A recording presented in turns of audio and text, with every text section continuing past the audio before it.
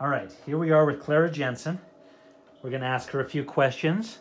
She's going to tell us about some of her experiences growing up and help us learn about her life. So we'll start off. When and where were you born? I was born on October 18th, 1948 in Oakley, Idaho. It was in the hospital up in Oakley, across from the Oakley City Park. And my mother always laughed that when I was born, two of my brothers, Jay and Gail, walked up, which was about 1.5 miles from our house, and they came to see their little baby sister. Well, the nurse was a lady that we had known all our lives, and she was from Germany, and she had quite an accent, but she had come to our home and given us all our shots and different things, and so she knew us well. And she laughed, and she took a little black doll and wrapped it all up in a blanket and took it out for Gail and Jay to see and said, "This is your little brother." And they always laughed about that. And I was the last of our family to ever be born in Oakley. The others were born in Burley. How many siblings did you have? There were 11 children in the family, and I was the 9th. Number 9. Okay. What did your dad do for a living? As I was growing up, he did odd jobs around town, and then he did some farming. The farming wasn't all year long, and so I remember that's when he would do the odd jobs, but I remember one particular job that my dad did. He worked for the grocery store. There was only one in town, and they were remodeling inside and making new shelves and fixing it all up, and my dad worked there. And I love a ripe banana because Daddy would bring things home from the store that they couldn't sell anymore, and we had a big fruit box full of overripe bananas, and of course we all just went down on those because we didn't have money to buy too many bananas, and so even today I'll sit down and eat a ripe banana in remembrance of that. But then when I was probably about 8 years of age, my dad got a job with the federal government selling crop insurance, and his office was in Twin Falls, which was about 40 miles away from Oakley, and he would go there on a Monday morning and then come home on a Friday evening. And so that's when he gave up the odd jobs, and he did farming, but it wasn't quite as much as he used to. And then he had the boys help him with that, and he'd do hay and some grain and some beets. But he had this job with the federal government, which really put our family on easy street because he had a regular job, and every year he would buy a brand new car because he did so much traveling, and that was a real treat for all of us. When he did this farming, was that on his own land or family land? Rented? What was it? He had about 40 acres behind our home.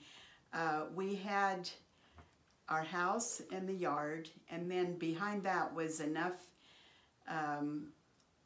land for a good-sized corral. We kept horses and cows, and we had chickens and pigs and things like that that we raised to feed the family. Then we had another piece of land beyond what we called the canal, where Daddy could park his tractor and his different farm equipment and like that. Then we had a railroad track behind that. And beyond the railroad track, Daddy had about, I would say, 40 acres of land, maybe 60. Then, after a few years, his mother sold a portion, either 40 or 60, I don't remember which it was, but Daddy had about 100 altogether. She sold that to Daddy, and so we would go down the track to Grandma's old place to do some farming down there too. So he didn't have a lot, but enough to kind of bring in some money. Did you have any responsibilities on the farm? I had 4 older brothers that did all of the farm work with Daddy, and the milking the cows. We always had cows to milk, so we had plenty of milk to feed the family and everything, and to sell.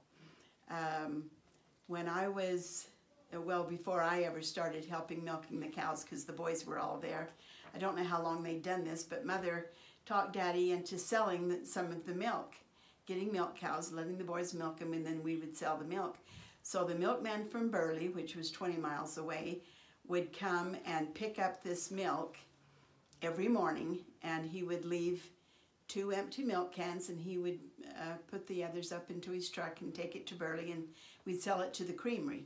And so when we wanted ice cream or butter or cottage cheese, we would leave the milkman a note, and he would give us those items, and then they'd take him out of our milk money.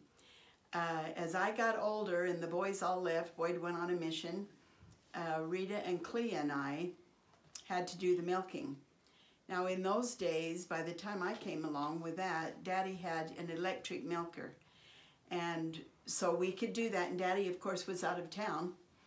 And so we would have to get up and do it, but we would worry in the winter because if we went down to the barn and the milk machine was frozen, then we had a really hard time. And I don't remember how we got it unthawed because we had to milk those cows. But we'd get up earlier to make sure that we could get it all done and then lug the milk up to the front of the house, front of the yard where the milkman could pick it up. But we did that for probably, well, all of my high school years, pretty much. 3 to 4 years, Rita and Clea and I did the milking. The only other, I don't remember doing a lot of cooking. We would make cookies for the brothers because they always wanted a little treat, and we'd whip that up. But Mother was home. She didn't work, and so she did all of the cooking. And usually at Christmas time, we'd want to earn a little money to go shopping uptown for Christmas gifts. And so we would go through the kitchen drawers. We had what we called a junk drawer, which we just put everything into it that we didn't know where to put it. And then, of course, we'd have to straighten out the silverware drawers and the cupboards and things like that. And the 4 girls would go through the kitchen and straighten that up. And Daddy would give us a silver dollar that we could go uptown and do our Christmas shopping with. Did your mother work outside the home? She stayed at home and just looked after the kids. She was plenty busy cooking meals for all the children. And when I was about a sophomore in high school, her mother passed away. And this upset my mom quite a bit because my grandmother was 88 years old when she passed away. And Mom needed something more. So she went to Burley and got a job working in the potato plant there. So her job was to have the potatoes come along on the conveyor belt, and she had a little curved knife, and she would pick out the black specks in these potatoes. And she worked for Orida, which is still in business today. You see those those potatoes in the grocery store. Well, that started out in Burley, and Mother got that job. But Mom worked all night. She worked the night shift, and she would go to work at 11 o'clock at night and be home before we left for school in the morning. And then Mother would sleep while we were at school, and then she'd be there when we came home. Tell us about the home you grew up in. I grew up in a red brick home, 4 bedrooms upstairs, a kitchen and a front room and 1 bath. And then it was a cement basement, cement walls in the basement, and we had 3 bedrooms down there and a washroom. My dad had built that home when Ross, the 4th child, was the baby. And so I lived in that, and then as the older kids left and Daddy had a little bit more money, he built another bathroom on the back so that when family came home to visit, we had another bathroom. Nice. What fun things did you do growing up? Well, I guess another one of our chores was, as we got old enough to do this, was to ride the old mare, old Midge, the horse, and take the cows out by the road and herd them so that they could eat the green grass. And so I did that quite a bit.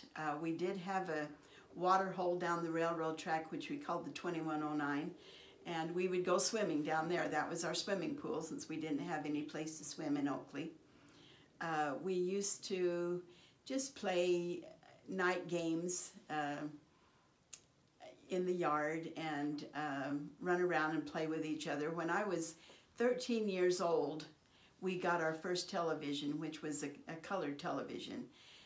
Before then, we had a radio, and we would listen to stories on the radio and music and BYU games. We could get the BYU games on the radio, and that's what we did for entertainment. Which sports did you listen to for BYU? Basketball. I don't remember listening much to football. Football was not real big when I was growing up. It was the basketball at BYU that was really exciting. When I started going to BYU, a couple of years before then, BYU, the football program, got to be real popular, and we had a good coach, and it made a lot of difference. But it was mainly the basketball with BYU. Okay. Tell us about starting school. I was very excited to start school because I'd seen all these older brothers and sisters go. They had taught me things, and my mom just thought I was really quite smart. And like most mothers do. My birthday was the 18th of October, and the deadline was the 8th. And so, or the 1st, I don't remember which, but Mother was just insistent that I go to school. She thought I was smart enough and I was ready to go. So she took my birth certificate and somehow took the 1 off of the 18, and I got to go to school. Now in those days they didn't have kindergarten, they just had first grade. But I remember going to first grade, I don't know if it was exactly the first day, but probably the first week. And the teacher said, okay, I want each of you to stand up when I call your name, and you count as far as you can count. So I counted to 100, and I just thought I was great, and that's as far as I wanted to go. So I sat down. Do you remember any of your teachers? I remember one that taught me in 4th grade, and then she taught me in 6th, and her name was Althea Hardy. I like to sing this song, Johnny Rebeck, and that was a song that she taught me in 4th grade, and I've never forgotten that. Okay, when you were in school, did you participate in any clubs or sports? When I was in 6th grade, they would try out for cheerleader. Now, I was very, very bashful, and I don't remember having any friends. And I would just go out on the playground and stand up next to the building, and that's how I'd spend my recess, just watching the other kids play. Well, one day in 6th grade, there were 2 girls in my class, Evelyn Nelson and Vanessa Webster. Those 2 were very best friends, and they'd always been best friends. Well, they got in a fight this one day, and I was standing there, and Evelyn came along and took my hand and said, come on, Clara, let's go play. And she took me off with her, and she was the most popular girl in the class. And we would go out to the back of the playground where the trees were all big. Of course, they were old, and there was plenty of shade and everything and grass. And she would practice cheerleading. She was going to try out to be the cheerleader. And so I would just sit there and watch her. Well, I would go home, and I thought, well, maybe I want to be the cheerleader. So I started practicing myself. We had Erlene, who had done dance, and she twirled the baton, and I don't remember if she was around there, but she had shown us some different things and done things with us. And so I started making up a cheer that I could do, and we had to do our own routine and say our own little things. And I kept it a secret from Evelyn. I didn't say anything to her. And Boyd was into high school, and he said to me, well, Clara, when you get up there, you need to kind of make a joke, and you tell the principal that you want him to cheer with you, not just the kids. And his name was Mr. Robinson, and he knew all of our family. So here came the tryouts, and I got up to try out, and of course Evelyn was surprised as could be. Everybody was, because I was so bashful. So I did my cheer, and I said to Mr. Robinson, I want you to cheer with us, and he agreed, and it was just before recess, and so we went out for recess, and when we came back, I sat in my desk and all the boys came by, especially the boys, patted me on the hand and they were congratulating me. And I got the cheerleader position and not Evelyn. So then I stayed in as cheerleader all through junior high. Evelyn got chosen later and we cheered together. And then I got into high school and I cheered there, and Rita and Clea became cheerleaders too because we all knew how to do it and how to get the votes. And then when I was a senior, I guess at the end of my junior year, the high school principal, I had tried out against his daughter and she never won. But the high school principal made the rule that if you were a student body officer, you couldn't be a cheerleader too. And I had been voted in as vice president of the student body. And so I had to give up the cheerleading that year because I was already a student body officer. And then I got on the newspaper club, which was called The Buzz. And the, I can't remember some of the others. I'll have to take a peek here at my notes because I was really involved my senior year. The drill team, I got on the drill team because I hadn't done that as a cheerleader. And then that took me into the pep club and all the different things like that. So I was very, very involved. The kids, because I knew how to campaign and I knew how to speak. My dad had taught me to get up and speak, and they would have me be their campaign chairman. So all my younger friends, I would campaign for them and get up and give a talk and try to help get them elected. What high school did you go to? I went to Oakley High School, which was right up the street, half a mile from our house. Was there any bus at that time, or your parents dropped you off? There was a bus, and I'm surprised nowadays they wouldn't have given us a ride, but it stopped, and we were the last stop on the route, and we would ride the bus. Okay. Did you work outside the home? When I was growing up, I remember as a teenager, probably 13, 14, I had some babysitting jobs of people in the ward, because they knew we were from a large family and that we'd know how to take care of kids. I remember one particular lady that I really admired. She was new to Oakley, and she had a real cute little boy that was about 2 years old that I would babysit. And she led the music, and I told her, I'll do babysitting for you if you'll teach me how to lead the music. And so she did that, and that's how I learned how to keep time to the music. And then Daddy had a cinder block building which was on his lot right next to our house. And he would have the farmers put their potatoes in there to store them. They would pay him rent. And they needed people to cut the seed potatoes so that they could sell them. And for 1 or 2 summers I did that and would work cutting those potatoes. But other than that, I didn't work till I went to college. Okay. How old were you when you learned to play the piano? Probably about 2nd grade, which is 7, 8 years of age. Jay had, who was my older brother, he had a girlfriend in Oakley, and she played the piano. And so Mother paid her to come to our house and give us lessons. I didn't stay with it as much. I learned a little bit, but then and Rita and Clea learned as well, but then Clea went on to learn how to play the piano better and even the organ. So I could play. I've been called, I thought 4 times or more in my life to be the primary pianist. And so I can play primary songs and I can play some hymns, but I get real nervous when I start to play so that I make mistakes, and so it hasn't really been a favorite thing for me to play it for other people. Okay, tell us about college. Where did you attend and what did you study? We wanted to go to BYU, but that was a very, very big school compared to Oakley, which had 100 students.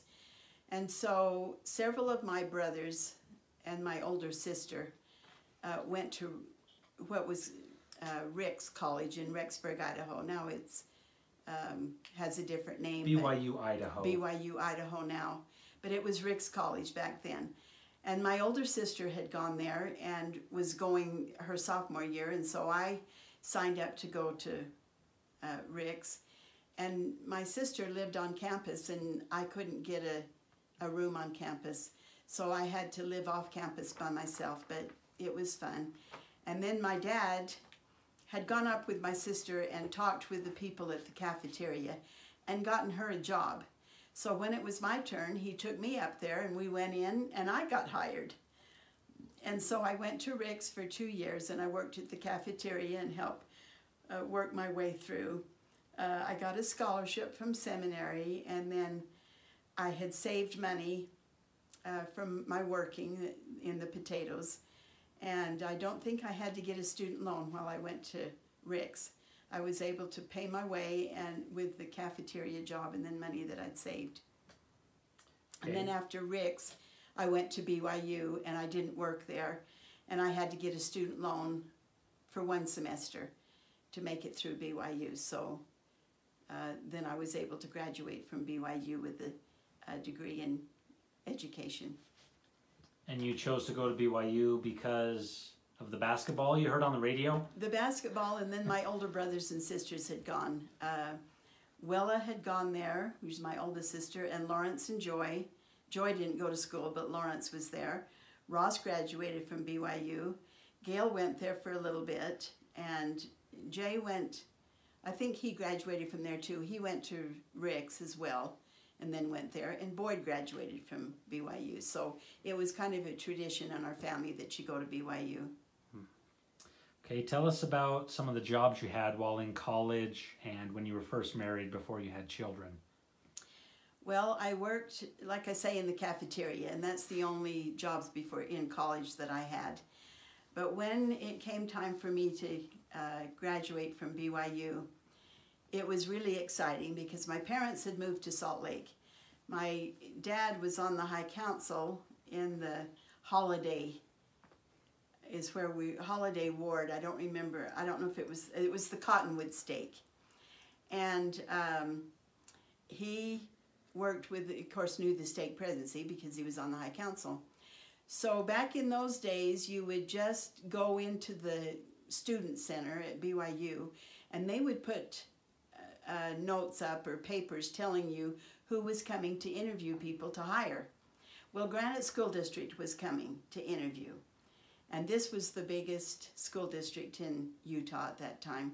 So I signed up and I went in and sat down for my interview, and it happened to be one of the counselors in our stake presidency. I didn't know him that well, but I knew that my dad knew him. So my dad called me up after the interview. He called me and said, well, I saw President so-and-so, I don't remember his name, and he said he sent you a contract today. And so I got this teaching. I could not sleep all night. I was so excited with that first job. And they put me in a school that was on the west side of Salt Lake, Redwood Elementary, which was 21st South and 1700 West on Redwood Road. And I taught there for 2 years until I met Ray, and then taught 1 more year after we got married until we had our first baby, Stephen. Okay, how did you meet Dad? My older brother, Boyd, lived in St. George, and his wife, Lee, we called her Merle at the time, but now she goes by Lee, she said to me, oh, then they moved to Provo. No, they were still in St. George, I think, and she said to me, I have this guy that I want you to meet. Come down for Thanksgiving. Now, my parents had moved to Minnesota at this time, and I was living in Provo with Rita and Clea by them. We didn't live together. And she said, bring Rita and Clea and come down with you. Well, I didn't feel brave enough to drive clear to St. George by myself with Rita and Clea. I had a new little Toyota car, but I didn't dare drive that far. So we didn't go for Thanksgiving. And so then my brother Boyd and his wife moved up to Provo, and Lee didn't give up. She called me one day and she said, well, I've invited this same guy to come up here. He had gone to Utah State, and Utah State was playing BYU in basketball that weekend. And she said, I don't know for sure if he's going to come, but I've invited him. So if he shows up, you have a date. And so sure enough, he came and I met Ray, and he stayed through the weekend, and then he went back home, and I think we both knew at that time that we were going to get married, and we got married 4.5 months later. Okay, when and where did you get married? Got married June 2nd, 1972 in the Salt Lake Temple. And why did you choose the Salt Lake Temple? It was just probably the most prominent temple in the church at that time. My family had always gone to Idaho Falls, and my parents got married in the Logan Temple, but for some reason I wanted to get married in Salt Lake, and Ray was agreeable with that, so we did. Okay. You lived a few different places since you've been married. Tell us about living in Utah, Wyoming, and Nevada. Well, when we first got married, we lived at Wymont Terrace, which was $75 a month, and that was pretty exciting to a young couple. I was still teaching in Salt Lake and driving back and forth, and Ray lived in Provo there. But we had the money to pay that much, and so we decided that we would do that in the married student housing. And then Ray needed one more class before he could graduate, and we didn't qualify the next year to stay there. So we had to find a place off campus, and we looked all around, and we found a little house in Springville that was, I think, $125. It was sitting back off of the road behind the other houses, but it was just right for us, a 2 bedroom. We had 1 little baby, and we were expecting our second, and we lived there, so we loved Springville. And then Ray got his first job in Wyoming. It was Rawlins, Wyoming, which is probably, a lot of people would think, the worst town in Wyoming you could move into. The wind blows dirt all over the place because lots of things don't grow, and it was really, really cold. However, we moved there, and we were tickled to death with Ray's first job with the BLM. We soon found there was 1 ward there, so the people were very, very close. And our neighbor up the street was from Utah County, and so we hit it right off. She was the Relief Society president, and she called me to be her secretary. And we loved that place. We lived there. We had a home in Rawlins that was $125, $150, but it was a multi-family, and the guy in the basement every Sunday would smoke a cigar, and it would come up through our vent. So we decided that we would find another place to live, and we found a little house in the alley, and that was great. But then another family at the BLM was building a house, and you could get a farm loan with Farmer's Home and build a home. We soon found that out. Well, boy, I was all for getting our own place, and so we checked into that, and Ray would meet with the man, and he would talk about how qualified we were for different amounts. But every time we would find a house, it was too much money. So we kept looking and looking, and or a lot or whatever. We couldn't find anything that we could really afford. And one day he called us up, and he said, I don't know if you'd like to live in Sinclair. That was 7 miles away from Rawlins. But he said, I have this house that has been all built. It's brand new. No one has lived in it. But the couple got a divorce, and so they're not taking it. Would you, if you would like to take it, then we'll qualify you for it. So we went out and looked, and it was just perfect. We said, yes, we'll take it. So we went to our closing, and we were both scared to death because we were paying $125, and this was going to be a lot more, this new house, and we were a little bit worried about the payment. And as we went to sign the papers, our payment was $98 a month. And then as Ray's salary increased, the payment increased. But we loved that little home, and we loved Sinclair, and we stayed there 4.5 years, and it was hard to leave Wyoming because we loved it. Then we moved to Kanosh, and then we ended up in McGill, Nevada. And this was another little place with Ray at the BLM, and it was, we had all 8 of our children. Michael, our youngest, was born there in Ely. And that was a kind of like Wyoming. The people were so close because you were so far away from family and everybody that it was 6 hours for us to drive to Salt Lake or Provo, where our family was living. And you just grew to love those people because they were family. And we enjoy it and have very many fond memories. And then we moved to Price, and we've been here ever since. Since 92. Since 1992. Okay, great. What church callings have you had? I've had, I just say like most members of the church that have been active all their life, I've been in every organization, the Relief Society, the Primary, the Young Women. But one calling that I'll never forget, this was kind of different. In Wyoming, I walked in the building, and that was back before we had the block of time, and we had our sacrament meeting first, or our Sunday school, I guess. I can't remember. Anyway, must have been sacrament meeting. I walked down the hallway, and all of a sudden this door opened and somebody grabbed my arm and pulled me inside.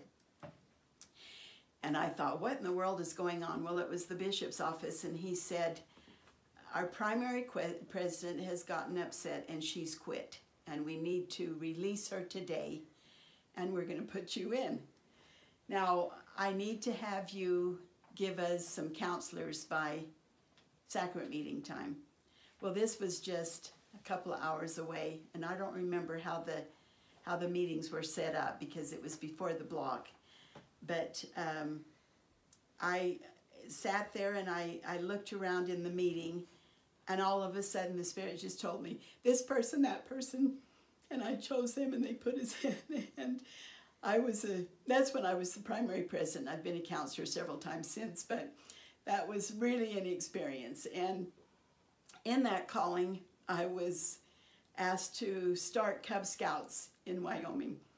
And so I started the Cub Scout program in that ward. And Clint was the baby. So I had Stephen. He was too young for Cub Scouts yet, but he was coming along there. And we learned the program so that when I had these boys coming along, I was able to help them in the Cub Scout and Scouting, and that gave me a real testimony of the Scouting program. Okay, tell us about working for Carbon School District. I had that degree, and when we had Stephen, I decided that I would give up teaching and I would just stay home with our kids. Ray and I both decided that. He had a good job with the BLM, and that was the thing I was to do. So I didn't think much more about teaching. And then we moved to Rawlins, and I got active in the PTA and trying to help, get involved in the schools with the kids because I knew that was important. And I went to the middle school with Clint, and they asked me to be on a committee of some kind with parents and teachers. And I met 3 teachers there, and they found out that I had a teaching degree and that I had taught. And they said, well, you need to get your recertification done. Now, I didn't think we had money or time for me to take classes and get the credits that I needed, and I didn't really know how much that would be. But they checked with me, and they said, you need 9 credits. And they said, our district is offering these classes of 3 credits each in the gifted program, which this really tickled me because I was excited learning something new like that. And it's $30 a class. And so they arranged for me to sign up and take these classes with them. And so I got my certification back. But I still wasn't quite ready to go teach. But our bishop's wife came to me and she said, there's a school here that they're closing. They've got it one more year. It was the elementary school for our kids, Durand Elementary. And they're going to be closing it down, but they're trying a pilot program this year to hire aides. And she said, why don't you come and apply? And I think she was going to. So I went and applied, and I got hired, and I worked for the 3rd and 4th grade teachers. Now Thomas was in 4th grade, so he wasn't real happy with that arrangement, but I was there to keep an eye on him every day. And so I became an aide at the school. Then the school closed, and so the district said to us, well, go to one of the other schools and apply. And Clara, why don't you go to the junior high and apply up there? And so I said, okay. So I went and applied, and the lady hired me, and I worked as a 6-pack with 9th graders. And these were kids who were on drugs, and it was my job to go from class to class with them and make sure that take down the assignments and then work with them in a study hall to see that they got their grades done. In February of that year, a job came open. Now Michael had started kindergarten by then. And so I thought, well, this might be a time that I could go back to teaching. We had Mark on a mission and John was ready to go. So we could use the money helping these boys on their mission. So I went in to interview and got hired for that position. And in February, I stepped into a 3rd grade class at Critchfield Elementary. I taught there for several years, and then they got a grant. The district received a grant, and it was new teaching techniques and things. And the husband to the lady that was over it in the district came to me and he said, Clara, would you like to be the reading coach for this program? And I said, yeah, I'll try that out. So I became the reading coach for Critchfield and was able to work with the other teachers, get training myself, and then come back and train the teachers. And then from there, I moved into the district position of reading coach for 3 or 4 years, and then ended up at Castle Heights as the reading coach there, and that's where I ended up retiring in 2015. All right, tell us how many kids and grandkids you have. We have 8 children, and we have 31 grandchildren and 1 great-grandchild. 6 of those are Stephen's from a second marriage, but we still call them grandkids, and the great-grandchild is from that same family. Okay, do you have any other thoughts you'd like to share to wrap things up? Well, I just want to say that I feel like I've had a wonderful life. I married someone in the temple. We've been active. We've tried to raise our children in the gospel, and they've all been married in the temple and have successful families of their own. We're very proud of all of them, and I just am so grateful for the many blessings that we've had and the wonderful husband that I've lived with for 50 years. Okay, well, we'd like to thank Clara for her time and all of her stories that we had today, and hope everyone enjoyed this. Thank you.